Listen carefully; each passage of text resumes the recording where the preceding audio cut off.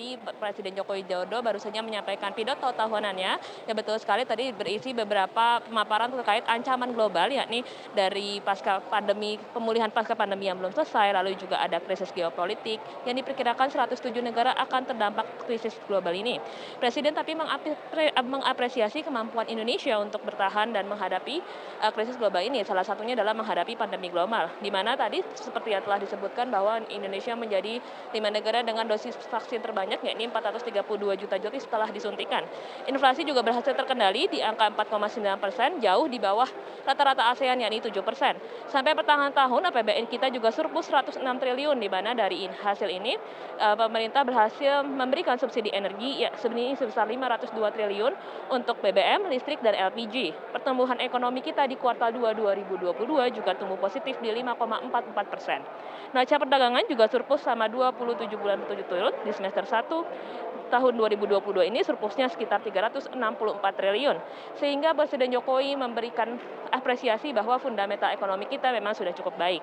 Lalu Presiden juga menyampaikan 4 kekuatan ekonomi Indonesia, yakni yang pertama, solidaritas dan kolaborasi antar elemen masyarakat, di mana masyarakat telah berhasil menghadapi pandemi berkat kerjasama yang baik antar elemen masyarakat. Yang kedua, yakni pengelolaan sumber daya alam yang bijak, salah satunya dengan melanjutkan hilirisasi, sehingga dapat meningkatkan ekspor, menghasilkan devisa, meningkatkan pendapatan negara, serta mendongkrak pertumbuhan ekonomi. Lalu yang ketiga, terkait bonus demografi, di mana angka produktif masyarakat ini memang mendominasi dari demografi kita, sehingga akan menjadi motor penggerak ekonomi. Lalu yang keempat adalah kepercayaan internasional yang semakin meninggi. Terlihat dari lawatan Presiden Joko Widodo ke Rusia dan Ukraina dapat dilakukan dalam waktu bersamaan. Lalu juga Presiden memaparkan rencana membangun Indonesia yang inklusif, berkeadilan, dan berkelanjutan. Pertama, yakni melanjutkan hilirisasi sumber daya, yakni Presiden mencontohkan hilirisasi nikel misalnya telah berhasil meningkatkan ekspor baja senilai 18 kali lipat dari sebelumnya tahun 2014 di angka 16 triliun rupiah, 2021 meningkat menjadi 306 triliun rupiah. Lalu tahun 2022 kita harapkan bisa mencapai 404 triliun rupiah.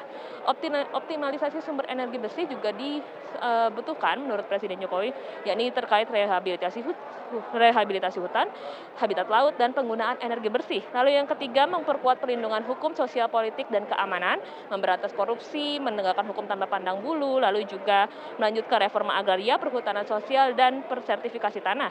Keempat, mendorong UMKM untuk naik kelas, di mana digitalisasi ekonomi Indonesia telah menghasilkan 9 unicorn dan 2 dekakron. Yang kelima adalah melanjutkan pembangunan IKN, di mana memang pembangunan IKN 80% akan dibiayai oleh investasi swasta. Sidang akan dilanjutkan dengan pembacaan nota keuangan yang akan dimulai rencananya pada pukul 13.50.